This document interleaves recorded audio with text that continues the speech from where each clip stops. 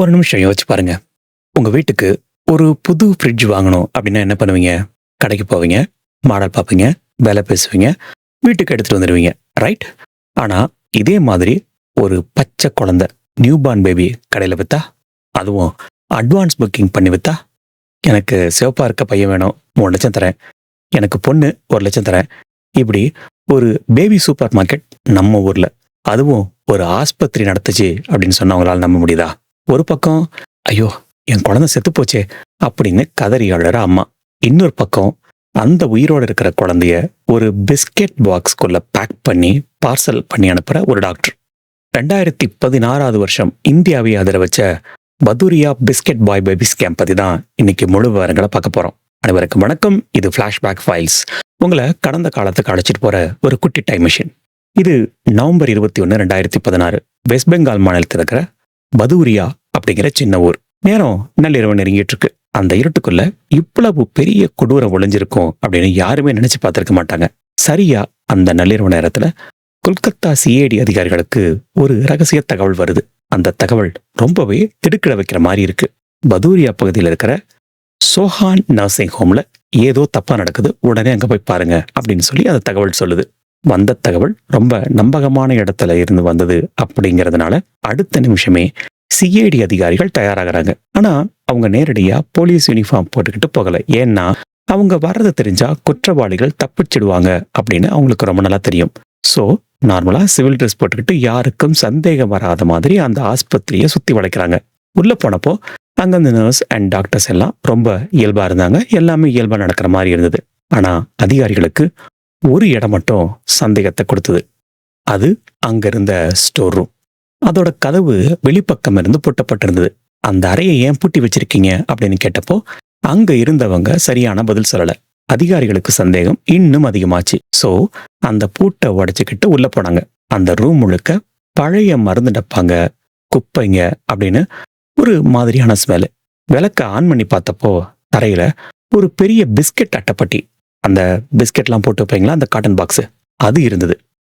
அந்த பெட்டி மேல ஒரு பிரபலமான பிஸ்கெட் கம்பெனியோட பேரு பெரிய எழுத்துல எழுதியிருந்தது. பார்க்கறதுக்கு அது வெறும் பிஸ்கெட் பெட்டி மாதிரி தான் தெரிஞ்சது. ஆனா அதிகாரிங்க பக்கத்துல போனப்போ அந்த பெட்டிக்குள்ள இருந்து ஒரு சத்தம், அப்படின்னு முனகல் சத்தம். அந்த அதிகாரிகளோட இதயம் ஒரு நிமிஷம் நின்னே போச்சுன்னு சொல்லலாம். கைகள் லேசா நடுங்க. ரொம்ப மெதுவா அந்த பெட்டி மேல இருக்கிற அட்டைய திறக்கிறாங்க.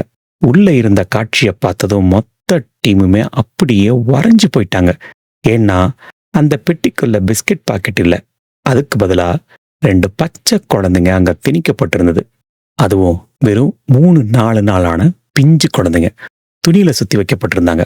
அந்த சின்னஞ்சிறு பிஞ்சுகளோட வாயை லேசா மூடி மூச்சு மட்டும் விடுற அளவுக்கு விட்டுட்டு அந்த பெட்டியை அடைச்சு வச்சிருந்தாங்க. இன்னும் ஒரு 10 நிமிஷம் அந்த அதிகாரிங்க அங்க போகாம இருந்திருந்தா அந்த பெட்டிக்குள்ள மூச்சு திணறி அந்த குழந்தைங்க இறந்து போனாலும் ஆச்சரியப்பட்டதுக்குள்ள அந்த அளவுக்கு அந்த ஒட்ட சின்னதா இருந்தது. சிஐடி அதிகாரிகள் அந்த நிமிஷமே ஆஸ்பத்திரியோட ஓனர் அசதுசமான் அண்ட் அங்க இருந்த நஜ்மா பிபி அப்படிங்கிற ஒரு பொண்ணையும் கைது பண்ணாங்க. அப்போ அங்க இருந்த ஒவ்வொரு அதிகாரியோட கண்ணையும் கோபம் அனலா தெரிஞ்சது. எப்படி உங்களால இப்படி ஒரு காரியத்தை பண்ண முடிஞ்சது அப்படின்னு நஜ்மா பிபி கிட்ட விசாரிக்க ஆரம்பிச்சப்போ அந்த பொண்ணு சொன்ன ஒரு விஷயம் போலீஸைய ஆடி போக வச்சது. சார், நாங்களாம் சின்ன ஆளுங்க சார். தோ ஹெட் ஆபீஸ கொல்கத்தால இருக்கு, அங்க போய் பாருங்க. அங்க நடக்கிற விஷயத்த தெரிஞ்சுக்கிட்டா நீங்களா அதிர்ந்து போயிடுவீங்க அப்படின்னு படு கேஷுவலா சொல்லியிருக்காங்க. நஜ்மா பிபி சொன்ன அந்த ஒரு வார்த்தை தான் இந்த மாபெரும் குழந்தை கடத்தல் வலையோட பின்னணிய தோண்டி துருவ போலீஸுக்கு ஒரு பெரிய ஆரம்பமா அமைஞ்சது. கொல்கத்தால அப்படி என்னதான் நடக்குது? இந்த குழந்தை கடத்தலை பற்றி தெரிஞ்சுக்கிறதுக்கு முன்னாடி முதல்ல இந்த நஜ்மா பிவி யாரு, இவங்க பின்னணி என்ன அப்படின்னு முதல்ல நம்ம ரொம்ப தெளிவா தெரிஞ்சுக்கணும். போலீஸ் பிடியில இருந்த அந்த பொண்ணை பார்க்கறதுக்கு ரொம்ப சாதாரணமா ஒரு பக்கத்து வீட்டு பொண்ணு மாதிரி தான் இருந்தாங்க. ஆனா அந்த சாதாரண தோற்றத்துக்கு பின்னாடி எவ்வளவு பெரிய ஒரு வேட்டையாடுற மிருகம் ஒளிஞ்சு இருந்தது அப்படிங்கிறது தான் இங்க அதிர்ச்சியான விஷயமே. நஜ்மா பிவி அப்படிங்கிறவங்க இந்த பதோரியா குழந்தை கடத்தல் நெட்வொர்க்ல ஒரு முக்கிய புள்ளி அப்படின்னு சொல்லலாம். மேற்குவங்க மாநிலத்தில் இருக்கிற நார்த் 24 பர்கானா அப்படிங்கிற மாவட்டத்தோட ஒரு பகுதியான பதோரியா கிராமத்துல தான் இவங்க வாழ்ந்து வந்துட்டு இருக்காங்க. இவங்களோட கணவர் பேரு பக்பூல் பைத்யா. இந்த பக்பூல் பைத்யா தான் அந்த பகுதியில் இருந்த 2 முக்கியமான கிளினிக்குகள்ல ஒன்றான வைத்யா கிளினிக் அப்படிங்கிறதோட ஓனர். போலீஸ் விசாரணையில தெரிய வந்தது என்னன்னா, அந்த ஆஸ்பத்திரியில இருந்து டாக்டர்ஸ் இந்த குழந்தை கடத்தல் ரிலேட்டட் மருத்துவ வசதிகளை மட்டும் செஞ்சு கொடுத்துருக்காங்க அப்படின்னு சொல்லி. ஆனா நேரடியா களத்துல இறங்கி ஒவ்வொரு காயையும் நகர்த்தினது அப்படின்னா இந்த நஜ்மா பிவி தான். நஜ்மா பிவி பண்ணின அந்த வேலை ரொம்ப கிளவரானது. இவங்க என்ன பண்ணுவாங்கன்னா, அந்த சுற்று வட்டாரத்துல இருக்கிற கிராமங்களுக்கு அடிக்கடி போவாங்க. இவங்களுக்கு வேண்டியது குழந்தை. அதுவும் அந்த குழந்தை இல்ல அப்படின்னா பெருசா எந்த பிரச்சனையும் பண்ணாதவங்களோட குழந்தை. ஸோ ரொம்ப ஏழ்மை நிலைமையில இருக்கிற குடும்பங்களை, குறிப்பா கல்யாணமாகாத கர்ப்பிணி பெண்கள் யாருன்னு தேடி பிடிப்பாங்க. ஏன்னா அந்த மாதிரி பெண்களுக்கு சமூகத்துல ஒரு பயம் இருக்கும். அந்த பயத்தை இவங்க தங்களுக்கு சாதகமா மாத்திக்கிட்டாங்க. அந்த பெண்கள்கிட்ட போய் ரொம்ப அன்பா பேசுற மாதிரி ஆக்டிங் விடுவாங்க. எதுக்கு இவ்வளவு கொலைப்படுறீங்க, எங்க கிளினிக் வாங்க, அங்க உங்களுக்கு இலவசமாவே பிரசவம் பார்த்து தரோம் அப்படின்னு சொல்லி அவங்கள நம்ப வைப்பாங்க. வறுமையில வாடுற அந்த பெத்தவங்களுக்கு இலவச பிரசவம் அப்படிங்கிற வார்த்தை ஒரு மிகப்பெரிய வரப்பிரசாதமா தெரிஞ்சது. ஆனா அது ஒரு மரணக்குழி அப்படிங்கிறது பாவம் அந்த அம்மாக்களுக்கு அப்ப தெரியாது. கல்யாணமாகாத அந்த பெண்கள் கிட்ட பேரம் பேசுவாங்க. இந்த குழந்தைய வச்சுக்கிட்டா ஊர் உலகம் என்ன பேசும், அதனால இந்த குழந்தைய எங்ககிட்ட கொடுத்துருங்க, அதுக்கு பதிலா நாங்க உங்களுக்கு கொஞ்சம் பணம் தரோம் அப்படின்னு சொல்லி அவங்க மனசை மாத்துவாங்க. ஒருவேளை அந்த தாய்மார்கள் குழந்தைய தர மறுத்தா அங்க அவங்களோட பிளான் பியை செயல்படுத்துவாங்க. டாக்டர்ஸ் கூட சேர்ந்துக்கிட்டு குழந்தை இறந்து பிறந்துருச்சு அப்படின்னு ஒரு பச்சை பொய்ய சொல்லி அந்த பச்சை குழந்தைய திருடுவாங்க. இந்த எல்லா தகுடு தத்தங்களையும் பண்றதுக்காகவே அந்த நர்சிங் ஹோம் பக்கத்துல இருக்கிற ஒரு சின்ன மருத்துவ கடை, அதாவது மெடிக்கல் ஷாப்பை தன்னோட ஆபீஸா இந்த நஜ்மா பிவி பயன்படுத்திட்டு வந்திருக்காங்க. அங்க உட்காந்துக்கிட்டு தான் கடத்தப்பட்ட குழந்தைகளை எப்படி பத்திரமா வெளியே கொண்டு போறது அப்படின்னு சொல்லி கண்காணிப்பாங்க. ஒரு சாதாரண பெண்ணா இருந்துகிட்டு கிராமத்துல இருக்கிற கிளினிக்குகள்ல இருந்து கொல்கத்தா என்ஜிஓக்களுக்கு குழந்தைகளை எப்படி கொண்டு போறாங்க அப்படிங்கிற மொத்த வேலையையும் இவங்க ஆர்கனைஸ் பண்ணாங்க. இங்கதான் அந்த பிஸ்கெட் பாக்ஸ் விவகாரமே வருது. குழந்தைகளை ஆம்புலன்ஸ்ல இல்ல பொது போக்குவரத்துலயோ கொண்டு போனா போலீஸ்க்கு சந்தேகம் வந்துடும் அப்படிங்கிறது இவங்களுக்கு தெரியும். சோ இவங்களோட நேரடி மேற்பார்வையில அந்த பச்சிளம் குழந்தைகளை ஒரு பெரிய பிஸ்கெட் பாக்ஸ் அட்டைப்பெட்டிக்குள்ள பேக் பண்ணி யாருக்கும் சந்தேகம் வராத மாதிரி கடத்தினாங்க. பணத்துக்காக ஒரு மனுஷி எப்படி இவ்வளவு கொடூரமா யோசிக்க முடியுதுன்னு போலீஸ்காரங்களே ஆடி போயிட்டாங்க. ஆனா அரசன் அன்று கொள்வான், தெய்வம் நின்று கொள்ளும் அப்படின்னு சொல்லுவாங்க இல்லையா, அது மாதிரி இவங்களோட ஆட்டம் ரொம்ப நாள் வரைக்கும் நீடிக்கல. அந்த கிளினிக்ல அடிக்கடி சில சந்தேகத்துக்குரிய நடமாட்டம் இருக்கிறத கவனிச்ச ஊர் மக்கள் ரகசியமா சிஐடி போலீஸுக்கு தகவல் கொடுத்தாங்க. அந்த தகவலை வச்சுதான் நவம்பர் மாசம் 21 2016 அன்னைக்கு நடந்த அந்த முதல் ரெய்ட்ல நஜ்மா பிவி அண்ட் அவங்களோட கணவர் அண்ட் 6 பேரையும் போலீஸ் குண்டோட பிடிச்சாங்க. இவங்க கிட்ட போலீஸ் தன்னோட ஸ்டைல்ல விசாரிக்க ஆரம்பிச்சப்பதான் அந்த அதிர்ச்சியான தகவல் வெளியே வந்தது. இவங்க பண்ணது வெறும் ஒரு ஆரம்பம்தான். இந்த தடம் அப்படியே கொல்கத்தாவோட காலேஜ் ஸ்ட்ரீட் வரைக்கும் போகுதுன்னு தெரிய வந்தது. சரி, அப்படி அங்க என்னதான் நடக்குதுன்னு தெரிஞ்சுக்க போலீஸ் கிளம்புனாங்க. ஆனா அவங்களுக்கு காத்திருந்தது இன்னும் ஒரு பெரிய அதிர்ச்சி. அந்த தாய்மார்களுக்கு தெரியாம எப்படி இவ்வளோ வருஷமா இந்த கும்பல் குழந்தைகளை திருடுனாங்க. அவங்க ஆடின அந்த பயங்கரமான சைக்கலாஜிக்கல் கேம் என்ன, வாங்க டீட்டெயிலா பார்க்கலாம். இப்போ உங்களுக்கு இன்னொரு பெரிய சந்தேகம் வரலாம். என்னதான் கல்யாணமாகாத பொண்ணா இருந்தாலும் ஒரு பெத்த அம்மாவுக்கு தெரியாம அவங்க கண்ணு முன்னாடியே எப்படி ஒரு குழந்தைய தூக்க முடியும் அப்படின்னு நீங்க நினைக்கலாம். இங்கதான் அந்த திருட்டு கும்பல் ரொம்ப கிளவரா அண்ட் நுணுக்கமான சைக்கலாஜிக்கல் கேம் ஆடினாங்க. நம்ம முன்னாடி பார்த்தோம் இல்லையா, அவங்க யாரை தங்களோட இலக்கா வைப்பாங்க அப்படின்னா ரொம்ப வறுமையில வாடுற ஏழை பெண்கள், இல்லைன்னா சமூகத்துல தலைகாட்ட முடியாத கல்யாணமாகாத கர்ப்பிணி பெண்களை தான் இவங்க குறி வைப்பாங்க. ரைட்? இந்த கும்பல் என்ன பண்ணுனா, அந்த பெண்களுக்கு பிரசவம் நடத்துறதுக்கு 2 மாசம் முன்னாடியே இவங்களோட அந்த பிளான் ஆரம்பிச்சிடும். வழக்கமான பரிசோதனைகளுக்கு அந்த தாய் ஹாஸ்பிட்டலுக்கு வரும்போது டாக்டர் ரொம்ப சீரியஸான முகபாவனையோட ஒரு ரிப்போர்ட் எடுத்து நீட்டுவாங்க. ஆனா அது போலி ரிப்போர்ட் அப்படிங்கிறது அந்த அப்பாவி தாய்க்கு தெரியாது. மா, உங்க வயிற்றுல வளர்ற குழந்தைக்கு மூளையில ஏதோ வளர்ச்சி குறைபாடு இருக்கு, அதாவது பிரெயின் டெஃபெக்ட் அப்படின்னு. அப்படி இல்லைன்னா குழந்தையோட இதயத்துல ஓட்டை இருக்கும் போல தெரியுது, ஒருவேளை குழந்தை இறந்து பிறந்தாலும் பிறக்கலாம், உழைக்க வைக்கிறது கஷ்டம்தான் அப்படின்னு சொல்லி அந்த அம்மாவை மனசளவுல அப்படியே நிலைக்குலைய வச்சிருவாங்க. ஒரு தாய்க்கு தன்னோட கருவுல இருக்கிற குழந்தைய பத்தி இப்படி ஒரு செய்தி கிடைச்சா அவங்களோட மனநிலை எப்படி இருக்குன்னு யோசிச்சு பாருங்க. அந்த தாயோட உலகமே இருண்டு போன மாதிரி துவைப்பாங்க இல்லையா? மீதி இருக்கிற 2 மாசம் ஐயோ என் குழந்தைக்கு என்ன ஆகுமோ அப்படிங்கிற பயத்திலேயே அவங்க ஒவ்வொரு நிமிஷத்தையும் நரகமா கழிப்பாங்க. இப்படி அவங்கள ஒரு பயத்துல வச்சிருக்கிறது அந்த திருட்டு கும்பலுக்கு ரொம்ப வசதியா போச்சு. ஏன்னா குழந்தை செத்து பிறந்தா கூட அவங்க அதை சுலபமா நம்பிடுவாங்க அப்படின்னு அந்த டாக்டர் கணக்கு போட்டாரு.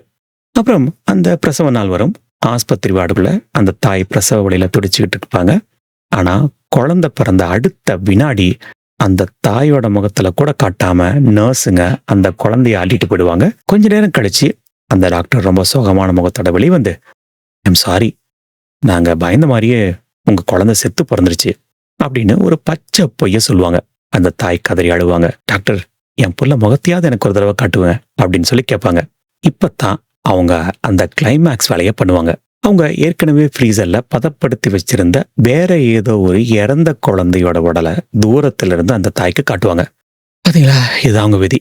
இந்த குழந்தைய நீங்க கையில் எடுத்தா உங்களுக்கு தான் மன கஷ்டம் அதிகமாகும் அப்படின்னு சொல்லி அந்த ஏழை தாயை ஏமாத்தி ஆஸ்பத்திரியை விட்டு வெளியே அனுப்பிடுவாங்க.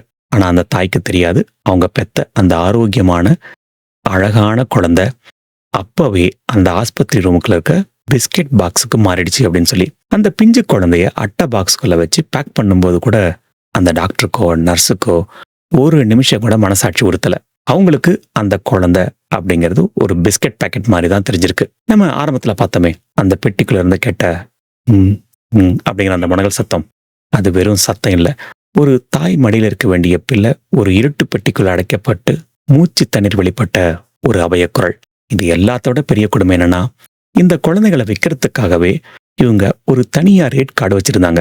கொல்கத்தா காலேஜ் ஸ்ட்ரீட்ல இருக்கிற அந்த ஹாஸ்பிட்டல் நடந்த ரைட் வேற என்னென்ன அதிர்ச்சியான விஷயங்களை வெளியே கொண்டு வந்துருச்சு அப்படிங்கிறத வாங்க தொடர்ந்து பார்க்கலாம். ரைட், இப்போ நஜ்மா பீவி ஒரு ஹிண்ட் கொடுத்தாங்க இல்லையா, நம்ம முன்னாடி பார்த்தோமே. அதை வச்சு சிஐடி அதிகாரிகள் அடுத்ததா அதிரடியா கிளம்பின இடம் கொல்கத்தாவோட ரொம்ப முக்கியமான பகுதி. இப்பவுமே புத்தகங்களுக்கு பேர் போன அந்த காலேஜ் ஸ்ட்ரீட் பகுதிக்குள்ளதான் அந்த ஹாஸ்பிட்டல் எங்கிட்டு இருந்திருக்கு. அதோட பேரு ஸ்ரீகிருஷ்ணா நர்சிங் ஹோம். அங்கதான் இப்போ ரெய்டு நடக்க ஆரம்பிச்சது. அந்த ஹாஸ்பிட்டலோட ஓனர் பார்த்தா சாட்டர்ஜி அப்படிங்கிறவரு. இவர் ஒன்றும் சாதாரண ஆள் கிடையாது. ஒரு பெரிய பிசினஸ் மேக்னெட். சொகுசு கார்களையும் ஆடம்பர வாழ்க்கையிலையும் ரொம்ப வசதியா வாழ்ந்துகிட்டு இருக்கிறவரு. அதிகாரிங்க அவரோட கேபினுக்குள்ள நுழைஞ்சப்போ அந்த அறையே ஒரு கார்பரேட் ஆபீஸ் மாதிரி சும்மா சொல்லிப்பா இருந்தது. பார்த்தா சாட்டர்ஜி முகத்துல எந்த பதட்டம் இல்ல, ரொம்ப நிதானமா உட்காந்துட்டு இருந்திருக்காரு. ஆனா அதிகாரிங்க அங்க இருந்த அந்த ரகசிய லாக்கரை கவனிச்சதும் அவரோட முகம் அப்படியே வெளிரி போச்சு. அந்த லாக்கரோட பூட்டை உடைச்சப்போ அங்க இருந்து கொட்டின விஷயங்கள் போலீஸை மிரள வச்சுது. அங்க வெறும் இந்திய ரூபாய் நோட்டுகள் மட்டுமில்ல, கட்டுக்கட்டா அமெரிக்க dollars, euros and Hong Kong dollars அப்படின்னு வெளிநாட்டு படம் குமிஞ்சு கிடந்தது. இது கூடவே நிறைய தங்க நகைகளும் இருந்தது. இதை பார்த்தப்பதான் போலீஸுக்கு ஒரு விஷயம் ரொம்ப தெளிவா புரிஞ்சுது. இவங்க குழந்தைகளை இந்த ஊர்ல மட்டும் வைக்கல, அமெரிக்கா, இங்கிலாந்து அப்படின்னு வெளிநாடுகளுக்கு எக்ஸ்போர்ட் பண்ணிட்டு இருக்காங்க அப்படின்றது. அந்த ரூம் முழுக்க இருந்த டாக்குமெண்ட்ஸ் எல்லாத்தையும் செக் பண்ணி பார்த்தப்பதான் அந்த ரேட் கார்டு விஷயமும் வெளிச்சத்துக்கு வந்தது. ஒரு சூப்பர் மார்க்கெட்ல பொருட்களுக்கு விலை நிர்ணயம் பண்ற மாதிரி பச்சை குழந்தைங்களோட நிறத்தையும் அவங்க ஆணா இல்ல பொண்ணா அப்படிங்கறத வச்சு இவங்க ரேட் பிக்ஸ் பண்ணிருக்காங்க அப்படிங்கறதும் போலீஸுக்கு தெரிஞ்சது. நல்லா சிவப்பா இருக்கிற ஆண் குழந்தை அப்படின்னா ஒரு 3 லட்சத்துல இருந்து 5 லட்சம் வரைக்கும் விலை பேசுவாங்க. இதுவே பெண் குழந்தை அப்படின்னா டிமாண்ட் கம்மி, சோ 1 lakh. அதுலயும் குழந்தை கருப்பா இருந்தா 80,000 ரூபாய் டிஸ்கவுண்ட் வேற. இந்த கொடுமையை அதிகாரிங்க படிக்கும்போது அவங்களுக்கு ரத்தம் கொதிச்சுது. ஒரு உயிரை இப்படி நிறத்தை வச்சு தரப்பிரிக்கிற இவங்களுக்கு எப்படி மனசு வந்தது அப்படின்னு யாருக்குமே புரியல. இவங்க பிசினஸ் பண்ற விதம் இன்னும் கேவலமா இருந்தது. அட்வான்ஸ் புக்கிங் பண்ற கஸ்டமர்ஸ்க்கு வாட்ஸ்அப் மூலமா குழந்தைங்களோட போட்டோக்கள் அனுப்பி வைப்பாங்க. உங்களுக்கு இந்த நேரத்துல இந்த மாதிரி முகஜாலியில் இருக்கிற குழந்தை ஓகேவா அப்படின்னு கேட்டு உறுதி பண்ணிக்கிட்டு தான் அடுத்து அந்த குழந்தைய பேக்கிங் வேலையவே ஆரம்பிப்பாங்க. ஒரு உயிர் அப்படின்னு கூட பார்க்காம இவங்க ஒரு வியாபாரம் பண்ணிட்டு இருந்திருக்கானுங்க. சாட்டர்ஜி இதையெல்லாம் ஒரு பிசினஸ் மாதிரி பண்ணிட்டு இருந்திருக்கான். ஆனா இங்க இருக்கிற கடத்தின குழந்தைங்களை தற்காலிகமா எங்க வச்சுக்கிறது, ஆஸ்பத்திரிக்குள்ள வச்சிருந்தா சந்தேகம் வரும் அப்படின்னு அவங்களுக்கு தெரியும். சோ அந்த ரகசிய குழந்தை எங்க அப்படின்னு தேடின சிஐடி போலீஸுக்கு அடுத்ததா தாக்கூர் புக்கூர், உண்மையிலே பேர் அப்படிதாங்க இருக்கு, அந்த பகுதியில் இருக்கிற ஒரு முதியோர் இல்லத்தோட முகவரி கிடைச்சது. எது முதியோர் இல்லமா அப்படின்னு கேட்கறது எனக்கு புரியுது. தொடர்ந்து கேளுங்க, எப்படி கிளவரா அதெல்லாம் மூவ் பண்ணாங்க அப்படிங்கிறது தெரியும். ஒரு முதியோர் இல்லத்துல குழந்தைகளுக்கு என்ன வேலை, இதே கேள்விதான் அதிகாரிகளுக்கும் இருந்தது. ஆனா அங்க போய் பார்த்தப்போ அந்த இல்லத்தோட இன்னொரு பயங்கரமான முகமும் தெரிஞ்சது. அங்க ஒரு 3 மாடி கட்டிடம் இருந்தது. வெளியில ஒரு போர்டு மாட்டியிருந்தாங்க. அதுல புர்பாஷா முதியோர் அண்ட் மனநலம் குன்றியோர் காப்பகம் அப்படின்னு எழுதியிருந்தது. வெளியில இருந்து பார்க்கறதுக்கு ரொம்பவே ஒரு சேவை மனப்பான்மையோட நடத்துற இடம் அப்படிங்கிற மாதிரி தான் தெரிஞ்சது. நவம்பர் 25, 2016 அதிகாலை நேரத்துல போலீஸ் அந்த இடத்த மொத்தமா சுத்தி வளைச்சாங்க. உள்ள நுழைஞ்சப்போ தரைத்தளத்திலையும் முதல் தளத்திலையும் சுமார் 32 முதியவர்கள் தங்கியிருந்தாங்க. அவங்க எல்லோரும் மனநலம் பாதிக்கப்பட்டவங்க. அந்த இடம் சட்டப்படி பதிவு செய்யப்பட்ட ஒரு காப்பகம் தான். அதுல எந்த கன்ஃபியூஷனும் இல்லை. இப்போ போலீஸோட கழுகு பார்வை அந்த 3வது மாடி மேல விழுந்தது. ஏன்னா அந்த 3வது மாடி எப்பவுமே பூட்டியே இருக்கும் அப்படிங்கிற டிப் ஆஃபும் இவங்களுக்கு கிடைச்சிருக்கு. அந்த ரகசிய இடத்தை நோக்கி அதிகாரிகள் வேகமா படியில ஏறினாங்க. அங்க இருந்த ஒரு பெரிய இரும்பு போட்டை உடைச்சிட்டு உள்ள போறாங்க. உள்ள போன அதிகாரிகளுக்கு அங்க பார்த்த காட்சி கண்ணுல தண்ணி வர வச்சுது. அது குழந்தைங்களோட குடோன். அந்த அறையில வெறும் தரையில வெறும் பாயை விரிச்சு துணியை விரிச்சு சின்ன சின்ன தொட்டில்கள்ல பச்சை குழந்தைங்க படுத்திருந்தாங்க. மொத்தம் 10 குழந்தைங்க. அவங்க எல்லாம் பெண் குழந்தைங்க. 1 மாசத்துல இருந்து 10 மாசத்துக்குள்ள இருக்கிற அந்த பிஞ்சு குழந்தைகள் என்ன நடக்குதுன்னு தெரியாம அந்த இருட்டு ரூம்குள்ள கிடந்தாங்க. அந்த ரூம் முழுக்க ஹகீஸ், டயப்பர்ஸ், லாக்டோஜன் இப்படின்னு குழந்தைகள் சம்பந்தப்பட்ட விஷயங்கள் குவியல் குவியலா அடுக்கி வைக்கப்பட்டிருந்தது. இங்கதான் ஒரு முக்கியமான விஷயம் போலீஸுக்கு தெரிஞ்சது. ஏன் அங்க வெறும் பொன் குழந்தைகள் மட்டும் இருந்தாங்க? ஏன்னா இவங்களோட அந்த ரேட் கார்டு படி ஆண் குழந்தைகளுக்கு உடனே கஸ்டமர்ஸ் கிடைச்சிருவாங்க. அதனால அவங்க உடனே விற்கப்பட்டுருவாங்க. ஆனா பெண் குழந்தைகள் விற்கப்பட கொஞ்சம் லேட் ஆகும். அது வரைக்கும் அவங்கள ஸ்டாக் மாதிரி அந்த கோடவுன்ல அடைச்சு வச்சிருந்திருக்காங்க. இந்த இடத்தோட நிர்வாகி ரீனா பானர்ஜி அப்படிங்கிற ஒரு பெண். இவங்க யாருன்னு பார்த்தா பெஹலா அப்படிங்கிற ஒரு பகுதியில் இருக்கிற சவுத் வியூ நர்சிங் ஹோம் ஓனரோட பேரு புட்டுல் பானர்ஜி. அவங்களோட பொண்ணு. அதாவது அம்மா தன்னோட நர்சிங் ஹோம்ல குழந்தைங்களை திருடுவாங்க.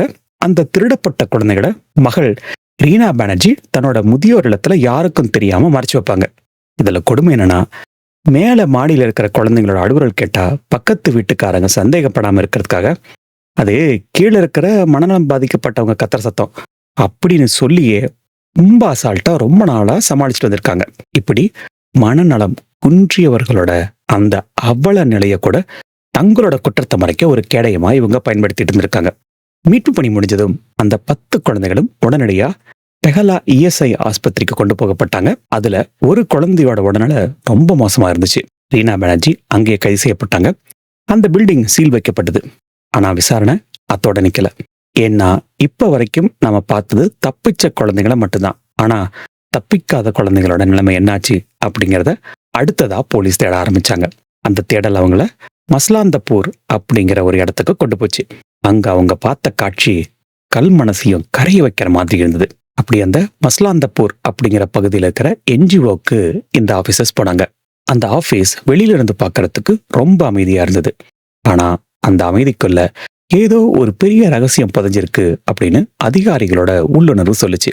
அந்த ஆபீஸ் பின்னாடி ஒரு பெரிய தோட்டம் இருந்தது. அதிகாரிகள் நேரா அந்த தோட்டத்துக்கு போனாங்க. அங்க இருந்த மண் லேசா கிளறி விடப்பட்ட மாதிரி தெரிஞ்சது. உடனே ஒரு ஜேசிபி இயந்திரத்தை அங்க வரவழைச்சாங்க. அந்த ஜேசிபி மண்ணை தோண்ட தோண்ட அங்க இருந்த அதிகாரிகளோட இதயம் வேகமா துடிக்க ஆரம்பிச்சது. ஒவ்வொரு முறை மண் அள்ளும் போதும் உள்ள ஏதோ ஒண்ணு இருக்குமோ அப்படிங்கிற பயம் அவங்க முகத்துல தெரிஞ்சது. கொஞ்ச நேரத்துல மண்ணுக்கு அடியில இருந்த சில வெள்ளை நிற பொருட்கள் வெளியே வர ஆரம்பிச்சது.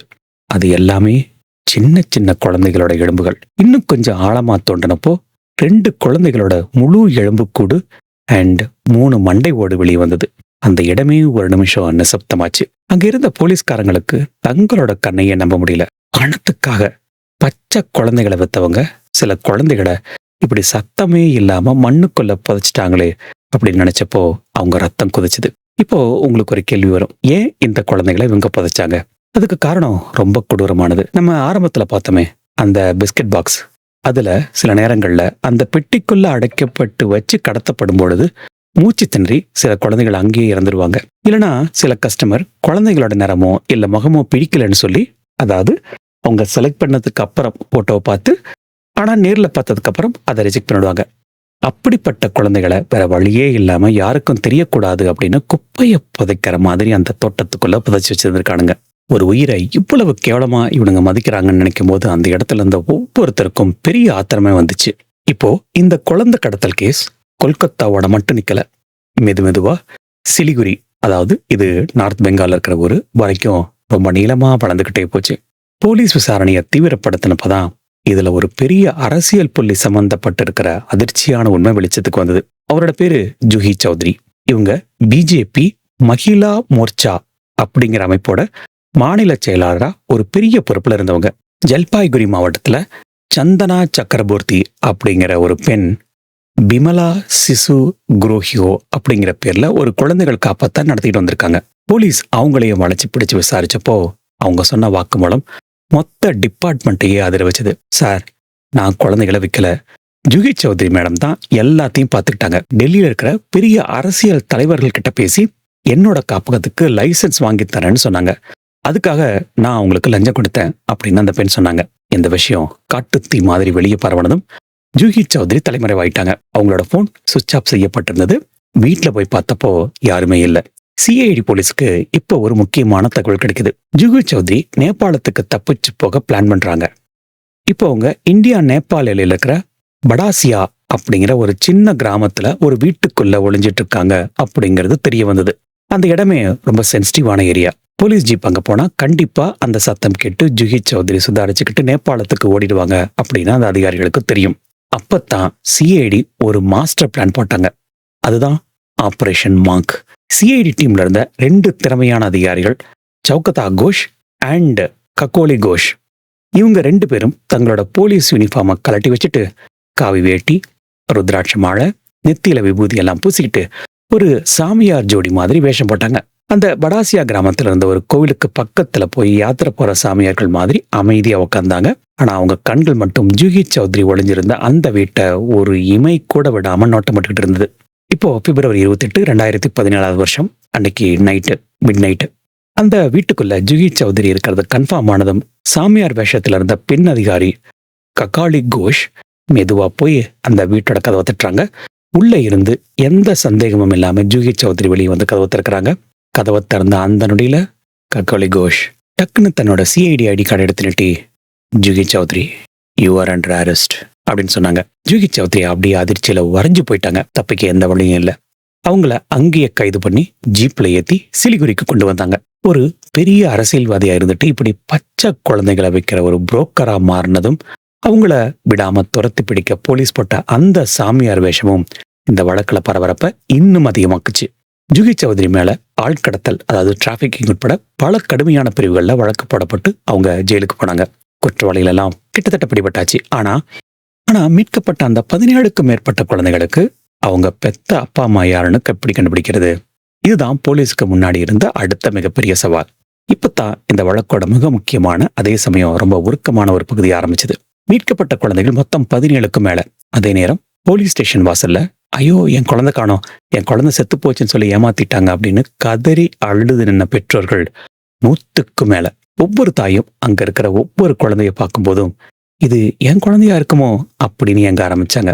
ஆனா எல்லா பச்சை குழந்தைகளையும் பார்க்கறதுக்கு கிட்டத்தட்ட ஒரே மாதிரி தான் இருப்பாங்க இல்லையா? எதை வச்சு எந்த குழந்தை யாரோடதுன்னு கண்டுபிடிக்கிறது? அது மட்டும் இல்லாம அந்த நர்சிங் ஹோம் ரெக்கார்ட்ஸ், டாக்குமெண்ட்ஸ் எல்லாமே போலி, எல்லாமே போய். இந்த இக்கட்டான சூழ்நிலை தான் மேற்கு வங்க அரசாங்கம் ஒரு அதிரடியான முடிவு எடுத்தது. அதுதான், எஸ், நீங்க கெஸ் பண்ணது, டிஎன்ஏ டெஸ்ட். 2017 ஆரம்ப கட்டத்துல இந்த பரிசோதனைகள் ரொம்ப தீவிரமா நடந்தது. மீட்கப்பட்ட ஒவ்வொரு குழந்தைகிட்ட இருந்தும் ரத்த மாதிரிகள் எடுக்கப்பட்டது. அதே மாதிரி தங்களோட குழந்தைகளை இழந்து தவிச்சுக்கிட்டு இருந்த அந்த பெற்றோர்கள் கிட்ட இருந்தும் ரத்த மாதிரிகள் எடுக்கப்பட்டது. இந்த சாம்பிள்ஸ் எல்லாமே கொல்கத்தால இருக்கிற தடய அறிவியல் ஆய்வகம், அதாவது ஃபாரன்சிக் சயின்ஸ் லேபார்டரிக்கு அனுப்பி வைக்கப்பட்டது. அங்க இருந்த ஒவ்வொரு அதிகாரியும் ரொம்ப கவனமா வேலை பார்த்தாங்க. ஏன்னா அவங்க கையில இருந்தது வெறும் ரத்த மாதிரிகள் இல்ல, பல குடும்பங்களோட வாழ்க்கை. நாட்கள் நகர நகர அந்த பெற்றோர்கள் ஒவ்வொரு நிமிஷத்தையும் நரக வேதனையில கழிச்சாங்க. ஒருவேளை அந்த 17 குழந்தைகள்ல நம்ம குழந்தை இருக்குமோ அப்படிங்கிற ஒரு சின்ன நப்பாசை ஒரு பக்கம் இருந்தாலும், இல்லைன்னா என்ன பண்றது அப்படிங்கிற பயம் அவங்கள ஒழுக்கிக்கிட்டு இருந்தது. கடைசியா அந்த முடிவு நாள் வந்தது. அது பல குடும்பங்களுக்கு ஒரு பெரிய அதிசயத்தை நிகழ்த்துச்சுன்னு சொல்லலாம். இது நடந்த ஒரு உண்மையான சம்பவம் நம்ம எல்லாரையும் கலங்க வைக்கும். பதுரியாவை சேர்ந்த சஹிதா பிபி அப்படிங்கிற ஒரு அம்மா, அவங்க நவம்பர் 18, 2016 அன்னைக்கு அந்த சோஹன் நர்சிங் ஹோம்ல பிரசவம் பார்த்தாங்க. ஆனா டாக்டர் அவங்க கிட்ட வந்து, உங்க பெண் குழந்தை பிறந்தது, ஆனா செத்து போச்சு அப்படின்னு ரொம்ப சாதாரணமா சொல்லிட்டாங்க. சஹிதா பிபி உடஞ்சு போய் தன்னோட விதி அப்படின்னு நினைச்சு அழுதுகிட்ட வீட்டுக்கு போயிட்டாங்க. ஆனா அந்த முதல் ரைட் நடந்தப்போ ஒரு பெண் குழந்தை உயிரோட மீட்கப்பட்டிருந்தது. இப்போ டிஎன்ஏ டெஸ்ட் ரிசல்ட் வந்தது. அது சஹிதா பிபியோட மேட்ச் ஆச்சு. போலீஸ் அவங்கள ஃபோன் பண்ணி கூப்பிட்டாமா, உங்க குழந்தை சாகல, உயிரோட இருக்கு, இதோ அதுதான் உங்க குழந்தை அப்படின்னு சொன்னப்போ அந்த அம்மா அடைஞ்ச ஆனந்தத்துக்கு அளவே இல்லை. அழுதுகிட்டே அந்த பிஞ்சு குழந்தைய வாரி அணைச்சுக்கிட்டாங்க. இதே மாதிரி மஸ்லாந்தாப்பூர் பகுதியில மஞ்சுளா பிஸ்வாஸ் அப்படிங்கிற ஒரு அம்மாவுக்கும் இதே அதிசயம் நடந்தது. அவங்க குழந்தையை இறந்துட்டதா சொல்லி விற்கப்பட்டு இருந்தது. ஆனா டிஎன்ஏ டெஸ்ட் மூலமா நார்த் பெங்கால்ல ஒரு தம்பதிக்கு விற்கப்பட்டிருந்தது. அந்த குழந்தைய கண்டுபிடிச்சு மறுபடியும் மஞ்சுளா கிட்டே ஒப்படைச்சாங்க. தன்னோட குழந்தை மண்ணுக்குள்ள புதைக்கப்பட்டு இருக்குமோன்னு நினைச்சு கண்ணீர் வடிச்சிட்டு இருந்த பல பெற்றோர்கள் தங்களோட மடியில அந்த குழந்தை தவழ்றதை பார்த்து விம்மி அழுதாங்க. அது ஒரு எமோஷனல் சீன். இந்த டிஎன்ஏ டெஸ்ட் மட்டும் நடக்கல அப்படின்னா அந்த பிஞ்சு குழந்தைகள் தங்களோட உண்மையான அம்மா யாருன்னு தெரியாம யாரோ ஒருத்தர்கிட்ட வளர்ந்துருப்பாங்க. அறிவியல் எப்படி ஒரு தாயையும் சேயையும் சேர்த்து வைக்கும் அப்படிங்கிறதுக்கு இது ஒரு மிகச்சிறந்த உதாரணம். இந்த பதூரியா பிஸ்கெட் பாக்கெட் குழந்தை கடத்தல் சம்பவம் அப்படிங்கிறது வெறும் ஒரு சாதாரண கிரைம் ஸ்டோரி மட்டும் இல்லைங்க. இது ஒவ்வொரு பெற்றோருக்கும் ஒவ்வொரு குடும்பத்துக்கும் எடுக்கப்பட்ட ஒரு மிகப்பெரிய எச்சரிக்கை மணி. அந்த ஆஸ்பத்திரி ரூமுக்குள்ள அன்னைக்கு அந்த பிஸ்கெட் பெட்டி திறக்கப்பட்டப்போ வெளியே வந்தது வெறும் குழந்தைகள் மட்டும் இல்ல, இந்த சமூகத்தோட அழகி போன ஒரு பயங்கரமான பக்கமும் தான். இன்னைக்கு மேற்கு வங்காளத்துல நடந்த இந்த ஒரு விஷயம் நாளைக்கு நம்ம ஊர்ல நம்ம வீட்டு பக்கத்துல இருக்கிற ஒரு ஆஸ்பத்திரியில் நடக்காது அப்படின்னு நம்மளால கன்ஃபார்ம் பண்ணி சொல்ல முடியுமா? சோ கண்டிப்பா நம்ம விழிப்போட இருக்கணும். முதல்ல மருத்துவமனையில நம்ம எவ்வளவு ஜாக்கிரதையா இருக்கிறோம் அப்படிங்கிறது ரொம்ப ரொம்ப முக்கியம். ஒரு டெலிவரிக்கு நீங்க ஒரு ஆஸ்பத்திரிக்கு போறீங்க அப்படின்னா அங்க நடக்கிற ஒவ்வொரு சின்ன சின்ன விஷயத்தையும் கூர்ந்து கவனிக்கணும். குழந்தை பிறந்த அடுத்த வினாடி அந்த குழந்தையோட பிஞ்சு கையிலையோ இல்ல கால்லையோ ஒரு அடையாள அட்டை, அதாவது ஐடி டேக் போடுவாங்க. அந்த டேக்ல அம்மாவோட பேரும் ஆஸ்பத்திரியோட அட்மிஷன் நம்பரும் சரியா இருக்கா அப்படின்னு நீங்க ஒரு முறைக்கு 2 முறை கட்டாயம் செக் பண்ணுங்க. அப்புறம் குழந்தை பிறந்த அடுத்த நொடியே அங்க இருக்கிற நர்ஸ் கிட்டயோ இல்ல உங்க கூட வந்தவங்க கிட்டயோ சொல்லி குழந்தைய உங்களோட மொபைல்ல தெள்ள தெளிவான போட்டோ எடுக்க சொல்லுங்க. இதுதான் இந்த குழந்தையோட முதல் அடையாளம். ஒருவேளை ஏதாவது குழப்பம் வந்தா கூட இதை வச்சு ஓரளவுக்கு நம்மளால சமாளிக்க முடியும். அது மட்டும் இல்லாம சுப்ரீம் கோர்ட் உத்தரவுப்படி ஒவ்வொரு ஆஸ்பத்திரியிலையும் வார்டுக்கு வெளியேயும் உள்ளேயும் கண்டிப்பாக சிசிடிவி கேமராக்கள் இருக்கணும். அது ஒழுங்கா வேலை செய்தா அப்படிங்கிறதையும் நம்ம பார்த்துக்கணும். கடவுளால அப்படி ஒரு துயரம் யாருக்கும் நடக்கக்கூடாது. ஆனா ஒருவேளை அந்த டாக்டர் உங்ககிட்ட வந்து ரொம்ப சோகமா முகத்தை வச்சுக்கிட்டு சாரி குழந்தை செத்து பிறந்து போச்சு அப்படின்னு சொன்னா நிச்சயமா அதை ஸ்டேட்டவே நம்பி தலையில மட்டும் கை வச்சுட்டு உட்காந்துடாதீங்க. ஏன்னா இந்த பதூரியா கேஸ்ல அந்த தாய்மார்கள் அப்படிதான் ஏமாந்தாங்க. குழந்தைகளோட உடலை உங்க கையில வாங்கி அது உங்களோட குழந்தைதான மனசார உறுதி பண்ணிக்கோங்க. உங்களுக்கு துளி சந்தேகம் இருந்தா கூட அங்கேயே இன்னொரு டாக்டர் கூப்பிட்டு செகண்ட் ஒப்பீனியன் கேளுங்க. அவசரப்பட்டு அந்த பாடியை டிஸ்போஸ் பண்ண ஆஸ்பத்திரி நிர்வாகத்தை எப்பவுமே அனுமதிக்காதீங்க. அடுத்ததா குழந்தைய தத்தெடுக்கிற அந்த விஷயத்துல இருக்கிற பெரிய மோசடியும் கண்டிப்பா நம்ம தெரிஞ்சுக்கணும். தயவு பண்ணி எந்த புரோக்கர் மூலமாவும் குழந்தைய தத்தெடுக்க முயற்சி பண்ணாதீங்க.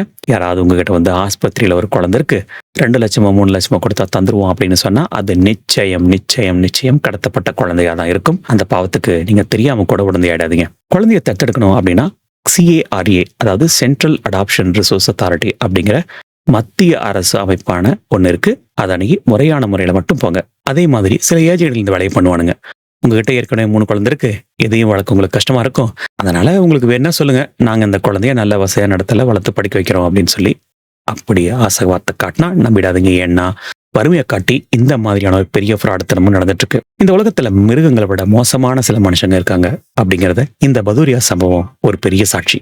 பணத்துக்காக பச்சை குழந்தைய பிஸ்கெட் பாக்கெட்டுக்குள்ள அடைச்சி ஒரு பொருளை விற்கிற மாதிரி வித்த இந்த கொடூர கூட்டத்துல இருந்து நம்ம பிஞ்சுகளை நம்ம காப்பாற்றணும் அப்படின்னா நம்ம தான் வெளிப்பட இருக்கணும். இந்த விஷயத்தை உங்களோட ஃப்ரெண்ட்ஸ் அண்ட் ஃபேமிலி குரூப்ல முடிஞ்ச வரைக்கும் ஷேர் பண்ணுங்க. குறிப்பா எந்தெந்த வீடுகளில் கர்ப்பிணி பெண்கள் இருக்காங்களோ அங்க இந்த தகவல் கட்டாயம் போய் சேரணும். நம்ம விழிப்பா இருந்தா மட்டும்தான் நம்ம குழந்தைங்களோட சிரிப்பை நம்ம என்னைக்குமே காப்பாற்ற முடியும். ஆல் ரைட் மக்களே, இந்த கேஸ் ஸ்டடி உங்களுக்கு ஒரு புதுவிதமான பார்வையை கொடுத்துருக்கோம் நம்புறேன். வேற ஏதாவது சுவாரஸ்யமான அல்லது மர்மமான வழக்கை பத்தி பேசணும்னு ஆசைப்பட்டா கீழே இருக்கிற கமெண்ட் பாக்ஸ்ல சொல்லுங்க. இந்த வீடியோ உங்களுக்கு பிடிச்சிருந்தா லைக் பண்ணுங்க, உங்களோட ஃப்ரெண்ட்ஸ் அண்ட் ஃபேமிலிக்கு ஷேர் பண்ணுங்க, உங்களோட கருத்துக்களை கமெண்ட் பண்ணுங்க. இன்னும் சப்ஸ்கிரைப் பண்ணாம பாக்குறீங்க அப்படின்னா மறக்காம சப்ஸ்கிரைப் பண்ணுங்க. மீண்டும் ஒரு இன்ட்ரெஸ்டிங்கான ரியல் இன்சிடென்ட்ல சந்திப்போம். அது வரைக்கும் உங்களோட உடல் நலத்தையும் பத்திரமா பார்த்துக்கோங்க.